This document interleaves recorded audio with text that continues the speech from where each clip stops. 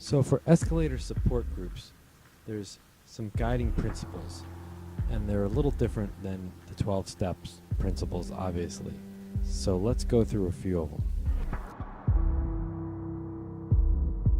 The first rule is that escalator support groups need to be non-confrontational. Support is about listening, empathizing, helping. No one wants to be around someone who's going to tell them off or tell them what to do. The next guiding principle is that escalator support groups need to be neutral. You shouldn't have to worry about people pushing their agenda on you. It should be about being open to share what you want to share and not having to worry about judgment.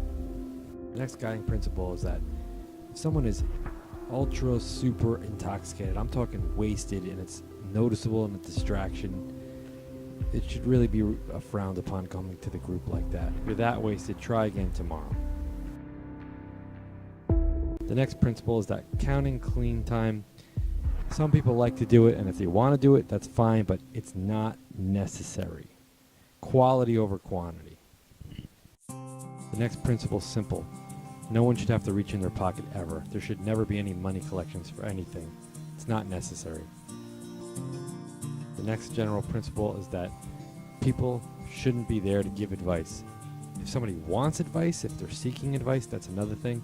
But the general rule should be just listen without giving unsolicited advice. The next principle is simple. Prayer is awesome, and if it works for you, go for it. But as far as a ritualistic group thing, there shouldn't be any organized group prayer. And by the same token, rituals in general, they become empty practices that are meaningless over time. Stay away from group rituals. Another critical rule is to share the time. It turns everyone off when someone dominates the group. It's important to get what you gotta get out of you and then share the time for somebody else so they can share too. The next principle is about empathy, encouragement, and support. You know the group is working if those are hallmarks of the group. Empathy, encouragement, and support.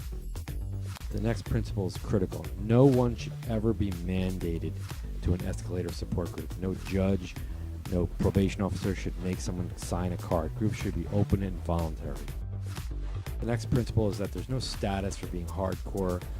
The guy who's been to prison for 20 years is no better than the housewife who drinks on the weekends. It doesn't matter. The last principle is just that dating is ill-advised. It's not a good idea. People are going to do it, but really it should be avoided.